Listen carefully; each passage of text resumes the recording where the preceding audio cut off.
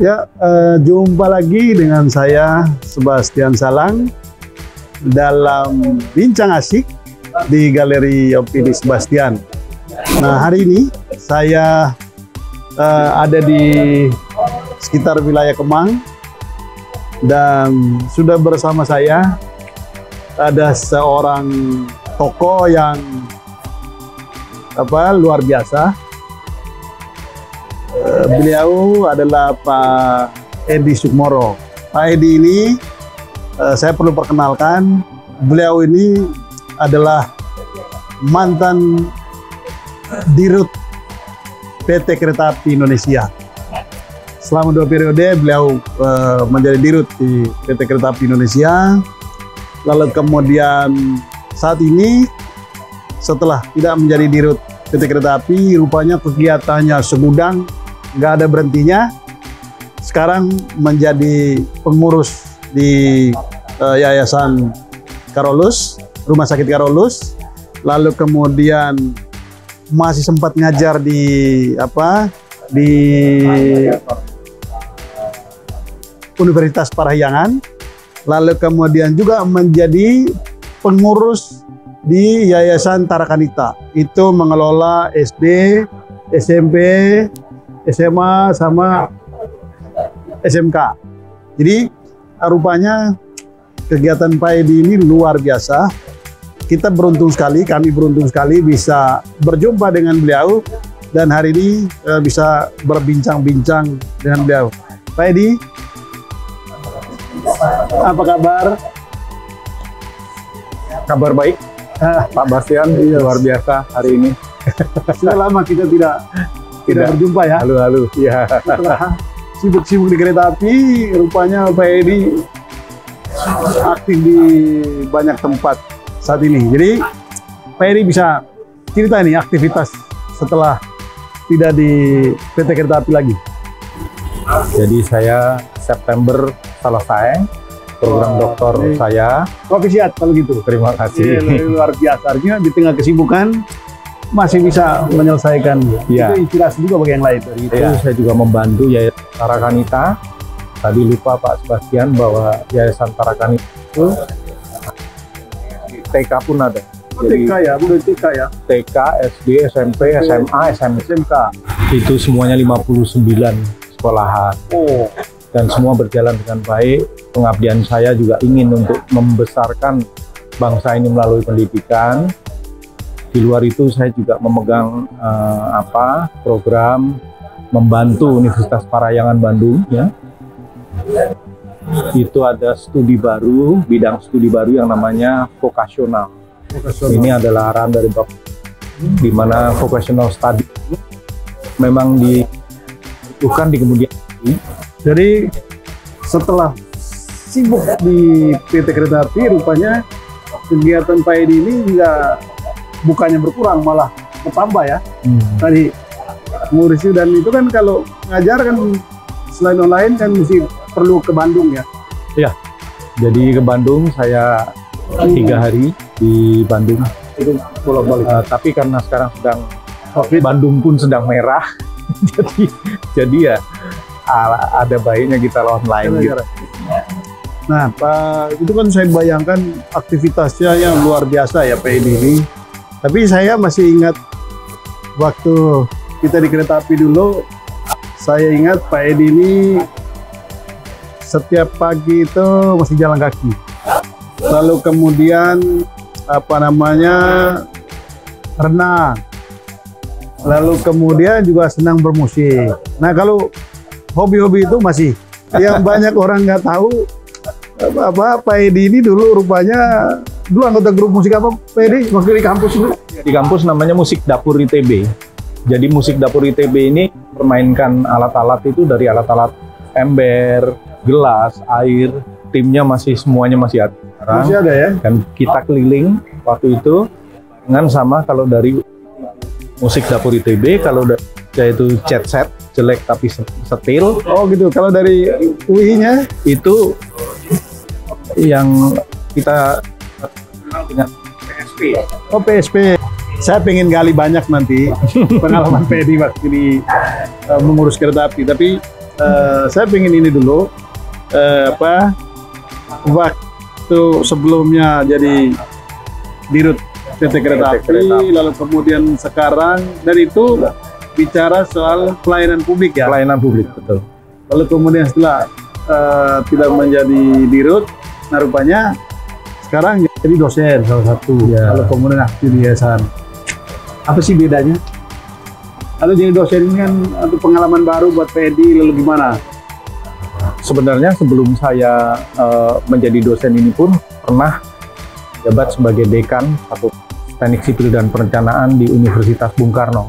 Oh, Jadi saya bantu Universitas Bung Karno untuk memajukan, zaman itu presidennya Habibie, saya ingat banget. oh. Berarti waktu di PLN ya? Waktu di PLN, waktu itu saya di PLN itu cuti tanpa tanggungan. Jadi artinya kemajuan negara ini ya ukurannya manakala pelayanan masyarakat itu sudah tinggi, sudah mudah, dimudah tiket menuju stasiun, naik di kereta, turun dari kereta, menuju pulang ke rumah dari stasiun, ini kalau semua dimudahkan, ternyata masyarakat itu akan bahagia. Dan masyarakat kita ternyata bisa. Kalau dulu dikatakan masyarakat Indonesia susah ngantri, enggak tuh. Di kereta api faktanya orang mau membeli tiket KRL saja mereka ngantri sendiri tanpa dipaksa sama petugas. Nah ini menarik ini. Apa namanya, transformasi di kereta api ini kan sangat fenomenal ya. Dulu kereta api itu ada yang mengatakan begini, kalau mau lihat atau mau mengetahui kumuhnya Indonesia atau rumputnya Indonesia, lihatlah kereta api. Jadi kereta api kita berpuluh-puluh tahun itu sebagai simbol bagaimana semrawutnya Indonesia ini, bagaimana kumuhnya Indonesia ya. Orang naik di atas gerbong, naik kereta nggak bayar, terus wah di dalam juga orang jualan dan lain sebagainya. Betul. Dan kereta api itu rugi terus.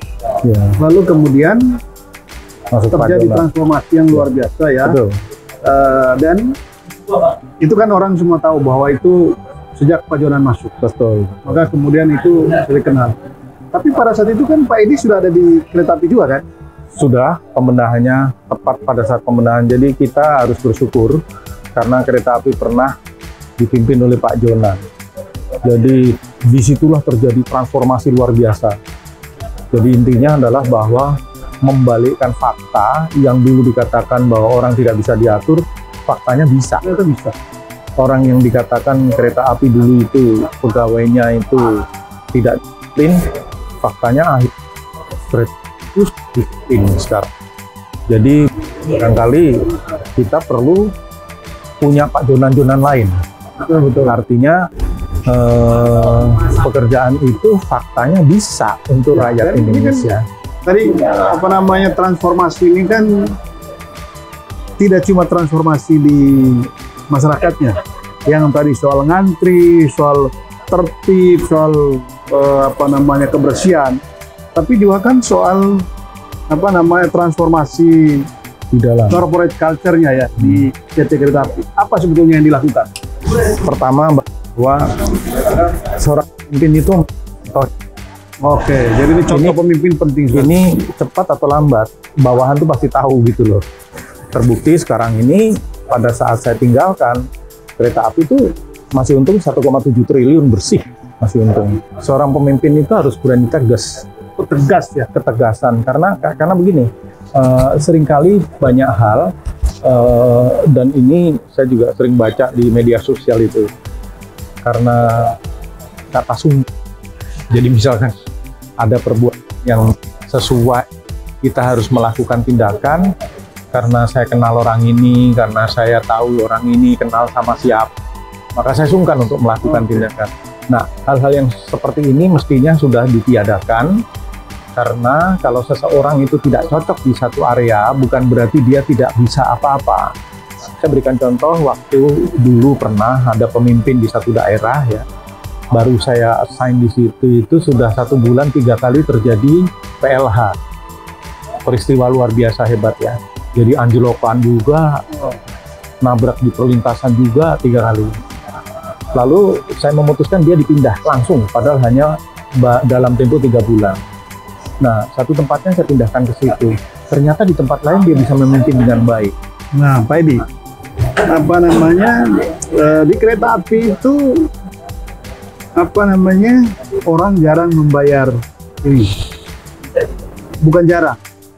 Ada aja dulu penumpang yang nggak beli tiket, nggak beli karcis, tapi naik tuh, baik yang di komuter lain. Lalu kemudian setiap tahun, setiap kali ada lebaran gitu ya, mudik lebaran, itu pasti kita heboh soal calo. Lalu kemudian aset-aset kereta api di mana-mana itu, nah ini kan berkaitan dengan integritas. Betul. Bagaimana integritas dibangun di kereta api sehingga bisa terjadi perubahan kultur yang luar biasa? Di dalam itu kita upayakan saat itu bahwa bagaimana membuat calon penumpang itu mudah sekali untuk naik kereta api dengan harga yang terjangkau. Maka itu dikenalkan yang namanya e-ticketing. Maka itu membeli tiket lewat gadget dikenalkan. Bahkan ada mesin yang kita letakkan di stasiun pada itu percobaan, itu bisa milih tiket. Itu udah dari sisi inovasi teknologinya ya? Iya. Nah, kalau tadi, karena ini penting sekali, dan itu kereta api berhasil. Bagaimana membangun karakter integritas dari pegawainya itu? Itu apa yang dilakukan? Karena orang hampir antara percaya nggak percaya, tapi kok bisa gitu? Karena memang harus diingatkan kepada mereka mana yang boleh, mana yang tidak. Itu harus dulu itu. Nah, kan kepala stasiun pun bisa melakukan itu. Nah, di era perbaikan zaman Pak Jonan, lalu saya lanjutkan, ada lagi tuh. Itu semua persewaan itu masuk ke kereta api. Dan tidak ada itu melalui daerah operasi enggak. Uang masuk itu langsung ke account kereta api pusat. Oh, saya sih berharap sekarang pun masih begitu ya, karena saya tinggalkan dengan cara begitu. Mana yang boleh, mana yang tidak. Kemudian mentality. Kalau dulu ada istilahnya TBA. TBA itu zaman dulu tuh ada tiket bayar atas. Jadi artinya dia naik kereta dulu ya. Betul. Naik dulu lah. Nanti sampai di atas baru bayar. Nanti di atas negosiasi lah sama kondektur, atau bahkan naik di mana masinis pun dia bisa gitu. Namanya TBA, tiket bayar atas. Nah, bagaimana cara menghilangkan itu? Akhirnya disterilisasi melalui orang masuk ke stasiun. Nah, orang masuk stasiun sekarang harus punya tiket. Bagaimana dia bisa naik ke atas kereta kalau dia tidak punya tiket kan? Nah, hal-hal seperti itu secara teknologi ternyata bisa dimengerti, dan bukan tidak berarti, maksudnya tidak berarti dulu nggak ada tantangan. Ada tantangannya juga, yang menentang juga banyak. Ya kan? Ini kan karena begini, apa namanya, upaya-upaya itu kan akhirnya kemudian sampai pada hasil ya, di mana ada efek jera. Kan yang terjadi di mana-mana ini kan efek jerahnya itu yang nggak terjadi. Korupsi jalan terus, padahal KPK hampir setiap hari nangkap orang. Iya. Tapi nggak ada efek jerah. Tapi di kereta api itu kan berhasil. Apa yang dilakukan sampai orang kemudian, karena ada cerita waktu itu, ada yang ketinggalan dompet di kereta api, dia sudah kemana-mana, lalu begitu pulang, dompetnya tetap ada. Iya. Ya kan, dan tidak ada ₹1 pun yang hilang di dalam dompetnya. Ini kan cerita yang luar biasa. Itu terjadi karena integritas. Mulai dari tukang sapunya, satpamnya, petugas di dalam kereta api. Nah, itu apa kira-kira yang dilakukan sampai terbangun gitu kultur seperti itu? Karena Indonesia ini butuh itu, Mas. Direksi itu direksi saya, pejabat itu pejabat saya, dan saya menjadi bagian dari mereka.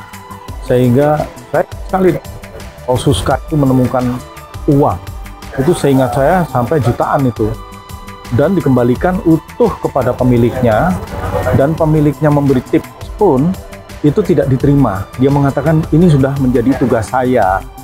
Nah, seperti inilah menurut saya menjadi penghargaan. Tetapi itu tadi saya katakan bahwa sering-seringlah pejabat turun ke bawah, sehingga mereka merasa ini bagian dari mereka gitu. Bukan mereka ditinggal sendirian di lintas. Nah, kepedulian itu terbangun terus sehingga akhirnya menjadi contoh. Oh, ditemukan di waktu itu di Daop 5 Wokerto, temukan tas, kemudian laptop kembali, semuanya kembali dengan aman. Tetapi pernahkah kereta api membesarkan itu? Nggak pernah. Kereta api melakukan karena memang itu tugasnya. Jadi kalau kita membantu menolong orang, kemudian menemukan hal seperti itu, kereta api itu tidak pernah menceritakan, tetapi melakukan. Maka itu seringkali kalau di kereta api, saya teringat sekali pada saat KRL itu tinggi sekali itu zaman sebelum COVID, itu mencapai 1.184.000 per hari. Artinya banyak sekali orang yang sudah merasa nyaman untuk pergi ke kantor, pulang ke kantor menggunakan KRL. Ya. Nah terus dalam rangka menegakkan itu tadi, ada banyak yang yang dipecat pada saat. Oh iya. Pilihannya dua. Kalau memang gini, intinya adalah kalau memang terbukti, jadi tidak boleh karena gosip juga, tidak boleh karena isu juga. Kalau memang terbukti, pegawainya itu pilihannya dua. Anda mengundurkan diri atau Anda bermasalah. Kalau terjadi orang yang melanggar integritas gitu ya. Tapi kuncinya adalah bukti. Karena menurut saya itu sangat penting untuk dibaca sama seluruh pegawai. Artinya pengawasan internalnya kuat sekali dong. Oh, kuat, sangat. Bahkan kalau saya membacanya di kereta api itu, saya 29 tahun, 30 tahun lah ya di PLN, itu tidak seberat di kereta api. Kalau kereta api ini karena melayani, dan yang dilayani ini menyangkut nyawa orang. Kalau ada apa-apa, ini nyawa nggak bisa ditukar balik. Jadi ini kelebihannya dari kereta api. Maka berharap setelah saya tinggalkan, mudah-mudahan ini saya kok percaya ya, karena yang menggantikan ini mudah-mudahan juga seperti dulu, karena mereka sempat bersama-sama dengan saya gitu ya, bisa menularkan juga virus integritas, virus kerja keras, sama virus siap melayani itu. Jadi saya nangkap 3 poin ya Mas ya. Yang pertama tadi untuk membangun kultur dan menegakkan integritas, membangun ini baru, kultur baru di kereta api sampai terjadi perubahan yang luar biasa. Itu pertama, pemimpinnya memang harus bersih. Ya. Dia harus menjadi teladan betul untuk semua hal, kedisiplinannya, kejujurannya dan sebagainya. Yang kedua itu soal disiplin. Yang kedua tegas ya. Ya, ketegasan kepada bawahan. Tegas kepada. Ya, tegas. Jadi tegas jangan kepada, sampai karena ada pelanggaran atau kesalahan pegawai itu karena saya dekat dengan dia, karena dia kenalannya ini, karena sehingga tidak bisa mengambil putusan. Itu tolong hindari itu. Karena jadi yang ketiga menegakkan aturan ya. Iya. Jadi menegakkan aturan, lalu kemudian pemimpinnya tegas. Jadi 3 hal itu menjadi ini. Nah, kalau ngomong soal perubahan kereta api kan selalu orang bilang zona. Ya. Jadi ngomong soal inovasi di kereta api orang zona. Nah, saya bayangkan Pak Edi ini kan direktur di RUT setelah Pak Jonan. Iya. Saya bayangkan tingkat kesulitannya kan tinggi sekali. Karena kan Pak Jonan itu sudah meletakkan standar yang sangat tinggi ya. Betul. Untuk perubahan di kereta api, perbaikan di kereta api. Lalu kemudian Pak Edi itu tidak boleh turun dari itu. Atau kalau tetap sama aja, orang bilang Pak Edi nggak melakukan apa-apa. Jadi Pak Edi ini mesti paling tidak harus meningkatkan apa yang sudah ada. Apa yang dilakukan Pak Edi. Jadi gini. Dan itu 2 periode loh ya. Ya. Jadi gini, yang penting, yang pertama saya ingin sampaikan bahwa sejarahnya Pak Jonan itu memang luar biasa.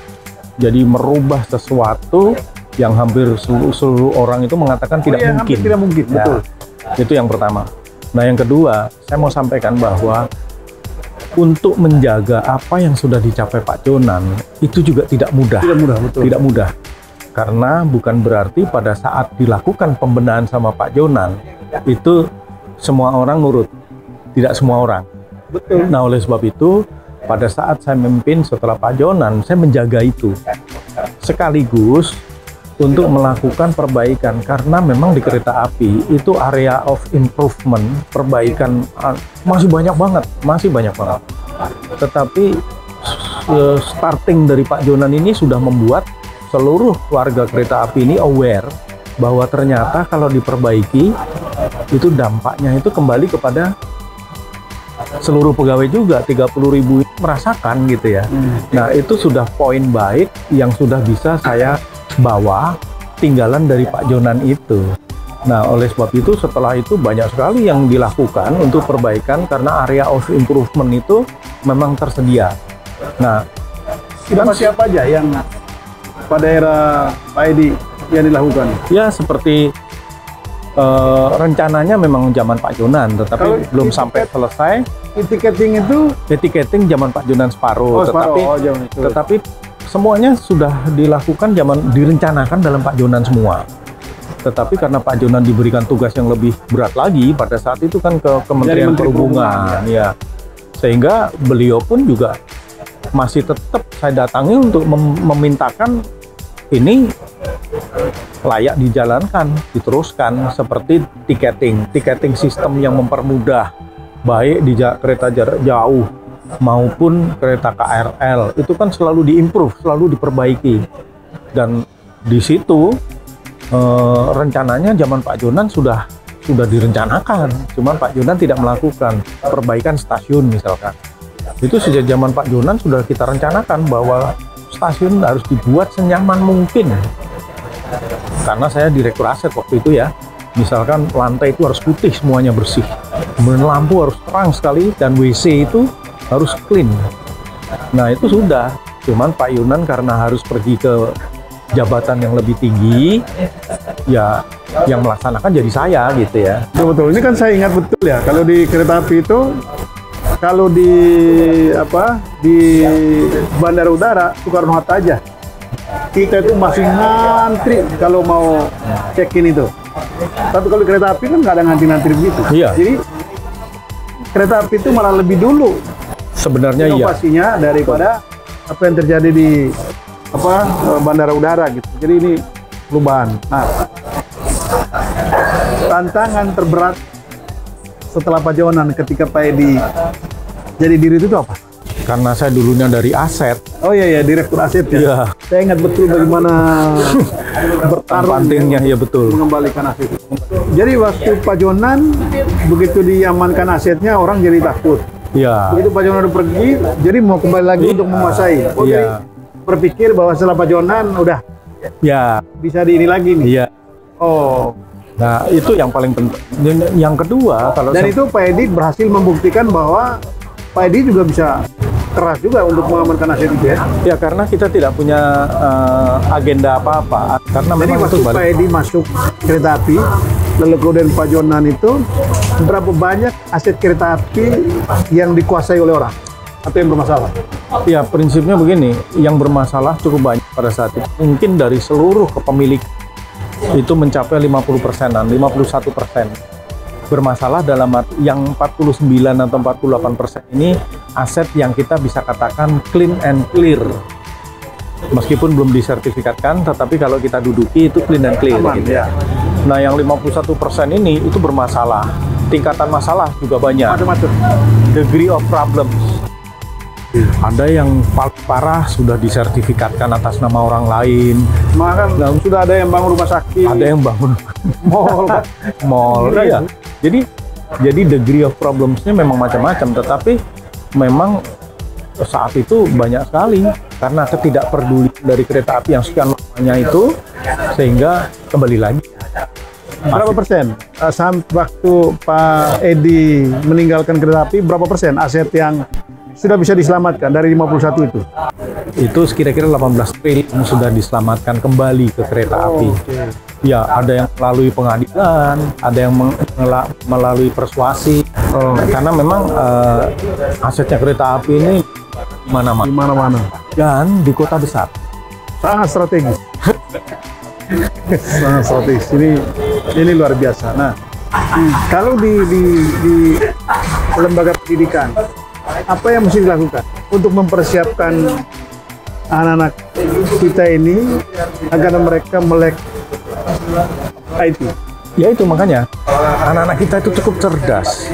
Jadi harus dikenalkan itu sejak dini, harus diikuti dengan pengetahuan tidak. Gitu.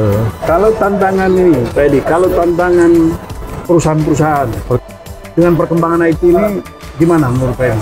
Ini seringkali orang itu kalau di survei ya dari perguruan tinggi ternama gitu ya, mahasiswanya pinter ditanya, apa cita-cita kamu? Cita-cita saya akan bekerja di perusahaan besar, misalkan perusahaan minyak besar, misalkan perusahaan telekom besar, perusahaan PLN atau apa. Kenapa nggak dari awal itu startup? Jadi bukan bekerja pada orang, tapi dia menciptakan. Orang-orang yang brilian ini banyak sekali. Menciptakan lapangan kerja, sehingga dia tidak perlu ngurus atau merepotkan orang lain, tetapi dia membuka lapangan kerja. Dari mana? Startup itu. Karena sekarang ini banyak sekali startup dimulai dari penguasaan IT itu. Salah satunya misalkan Tokopedia. Itu Tokopedia yang punya itu dulu sekolahnya itu di BINUS itu. Nah, tapi kalau perusahaan yang sudah eksis gimana? Perusahaan yang sudah eksis harus melakukan adaptasi terhadap penggunaan IT yang sekarang ini memang tidak bisa dihindari. Nah, ini baru-baru ini ada sebuah perusahaan raksasa yang mengumumkan dirinya dia akan menutup semua gerainya seluruh Indonesia. Ya, betul. Pedi pasti ikuti. Ya, ya. Giant. Ini kan sebuah perusahaan raksasa yang tiba-tiba runtuh gitu.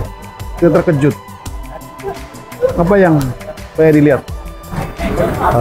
Apa masalahnya COVID ini mendera terlalu berat buat mereka karena barangkali bukan cuma di Indonesia saja yang ditutup, jangan-jangan di negara lain juga. Nah, akibat dari COVID ini kan barangkali bisnis itu turun jauh gitu ya. Maka menurut saya betul bahwa sistem pembelian lewat IT itu memang bisa perlahan menganulir gerai-gerai atau mall-mall segala macam, tetapi feeling saya it takes time, Pak. Butuh waktu itu. Karena masih banyak juga terjadi orang membeli ternyata kecewa. Pada saat dia mau kembalikan butuh waktu, harus registrasi, harus ini. Sehingga masih banyak orang yang berpikiran, oh saya lebih baik datang melihat beli daripada saya melalui gerai. Ini yang menyangkut masalah harga-harga yang mahal gitu ya. Ya, kalau Pak Edi ini punya pengalaman memimpin sebuah BUMN, kebetulan itu BUMN yang juga sangat fenomenal. Ya.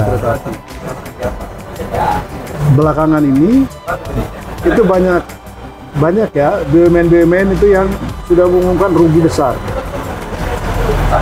Bahkan Garuda yang paling terakhir itu punya utang sudah berapa 70 triliun. Iya. PLN PLN ya. tempat di mana Pak Edi dulu pernah. Iya, 500. Ada kan? Sudah 400. Iya, 546 atau? Ya, 500-an. Ya, triliun. itu sudah. Ini apa? Fenomena apa ini? Atau apa yang terjadi sebetulnya? Ya, sebenarnya memang tidak bisa dihindari ya, karena seperti Garuda itu kan Dirut ini kejadiannya tuh udah masa lalu gitu ya. Tetapi namun demikian kalau saya mendorong supaya kuat ya, Dirut ini kan juga kenal sama saya baik ya. Pada saat kita menjabat sesuatu, terimalah apa yang negatif maupun positif dari yang masa lalu, sehingga spiritnya adalah perbaikan, bukan lagi mempersoalkan ini kesalahan lama, kesalahan baru. Enggak, menurut saya, supaya Pak Dirut ini, saya yakin betul nih Dirut ini Dirut bagus ya, karena beliau itu memang punya pendirian. Jadi pikir saya ini pasti diperbaiki bisa, hanya mungkin butuh waktu. Sama dengan PLN, bahwa itu saya yakin betul bukan Dirut yang sekarang yang berbuat sejak dulu ya, sudah bertahun-tahun. Tetapi untuk mendorong Dirut ini kuat, supaya Dirut ini percaya, jalankan apa yang terbaik, lakukan perbaikan yang dulu barangkali belum sempat diperbaiki, karena hutang itu pun kan digunakan untuk mengembangkan perusahaan gitu ya. Sehingga jangan selalu mengatakan bahwa ini kerjaan yang lalu nih, ini kerjaan yang lama nih. Nah, spiritnya supaya terbangun. Tapi saya kok ini di Rut PLN, di Rut Garuda ini spiritnya akan memperbaiki segera. Hanya saja memang yang menyulitkan ini situasi COVID datang juga ini. Lah ini yang agak sulit juga ini. Kalau Pak Presiden minta saran dari Pak Edi untuk perbaikan, misalnya di PLN, apa saran Pak Edi untuk memperbaiki PLN saat ini? Ya, pertama mungkin klasik ya, karena ini sudah diberikan banyak sekali saran kepada PLN. Perhatikan losses. Apa maksudnya? Jadi losses ini di PLN itu kalau pengaruhnya besar sekali terhadap penerimaan. Losses ini ada yang teknis, ada yang non teknis. Kalau non teknis loh, losses ini yang nyolong-nyolong listrik itu loh. Oh, Kalau losses yang teknis, nyolong-nyolong arus gitu ya? nyolong-nyolong itu yang non teknis. Itu di PLN harus kalau bisa turun 1% aja udah triliunan itu. Nah, yang teknisnya yaitu diperbaiki dengan sisipan jaringan misalkan, karena jaringan satu ke jaringan lain kalau ini terlalu jauh itu lossesnya jadi tinggi itu. Artinya gini, kalau ngomong soal losses tadi yang harus dibereskan, saya ingin lagi berarti integritas yang harus diberesin pertama. Sangat dan itu tadi saya katakan bahwa kalau mau memperbaiki, kalau kita itu 30.000 pegawai ya, kalau PLN kalau nggak salah 50.000. Saya yakin bisa disetrum semua pegawai menjadi integritas. Beresin semua integritasnya. Bisa integritasnya yang bermasalah out. Iya. Yang masih bisa dipertahankan. Betul. Diperbaiki. Betul. Nah, banyak sekali masalah di PLN area untuk perbaikan. Selain integritas, apalagi yang harus dibereskan? Ya itu tadi, yang bahwa pekerja keras, harus kerja keras. Karena ini pelayanan publik, itu menyangkut hal yang sampai di daerah-daerah. Teringat saya waktu saya dinas itu, Pak Mas kerja di mana? Pokoknya gini aja, kalau malam hari di situ ada lampu, berarti di situ ada orang saya. Waktu itu saya kritik guyonin begitu. Jadi ini sudah di mana-mana ada, sehingga menurut saya untuk take off-nya ini itu sebenarnya bagus. Saya dulu memperjuangkan satu pembangkit di Sulawesi Utara, Pak Sebastian, yang sudah PN kalah, PT kalah, kasasi kalah. Itu namanya PLTA Stonsea lama dulu, saya perjuangkan. Akhirnya di Pak Dahlan Iskan mengatakan, Pak Edi ini perintah bayar. Kira-kira 52M kalau nggak salah bayar. Setelah itu kita harus sewa, karena tanahnya tanah orang lain. Saya berpikir tidak mungkin PLN punya tanahnya orang lain, pasti tanahnya tanah PLN. Cuman surat menyuratnya hilang atau tidak pernah diurusi. Saya urusi, balik kok Pak, balik. Nah, aset tanahnya PLN itu belum digerakkan loh Pak. Belum digerakkan. Banyak lah ya aset yang lebih besar lagi. Yang tadi istilah Ibu Sri Mulyani tadi, masih banyak aset yang tidur. Wah, tanahnya itu. Ya mungkin orang PLN sudah kerja setengah mati, tapi asetnya yang tidur ya. Belum bekerja. Itu PLTA Saguling, PLTA Cirata itu yang dibebaskan itu ribuan hektar itu. Oh ya, artinya ini banyak peluang yang bisa. Oke, Pak Edi, terima kasih. Nah, apa kira-kira pesan Pak Edi untuk penonton dan pendengar RKN? Dari sekian banyak jadi gini, obrolan kita tadi, pengalaman Pak Edi, apa pesan? Jadi gini, negara ini butuh kita. Jadi Bapak Presiden yang sudah sedemikian bagus ini harus didukung kita semuanya. Jadi intinya kalau kita bergandengan tangan, tidak saling menyalahkan, tidak saling membabi buta, memojokkan orang, maju Indonesia ini. Karena Bapak Presidennya itu benar-benar peduli sama rakyat kecil, dan ini adalah peluang bagus sekali buat kita semuanya itu untuk mendukung Bapak Presiden. Sekarang Bapak Presiden lari ke tanah misalkan, dia minta supaya kita bertanam. Ayo kita bertanam semuanya. Nah ini akan bisa membantu ekonomi Indonesia, karena begitu ditanam kita merawat. Yang kerja itu Tuhan itu merawat, menumbuhkan itu. Nah mari kita kerjasama, bergandengan tangan, tetapi jangan lupa yang hilang di Indonesia yang mungkin harus diperbaiki barengan adalah integritas itu tadi. Ya. Oke, Pak Edi, terima kasih banyak. Sama-sama. Sudah meluangkan waktu untuk luar biasa. RKN. Luar biasa. Semoga obrolan kita ini punya manfaat dan menjadi inspirasi bagi orang di luar sana. Iya. Sama-sama. Terima kasih. Sama-sama. kita bermasker lagi. Nah, kita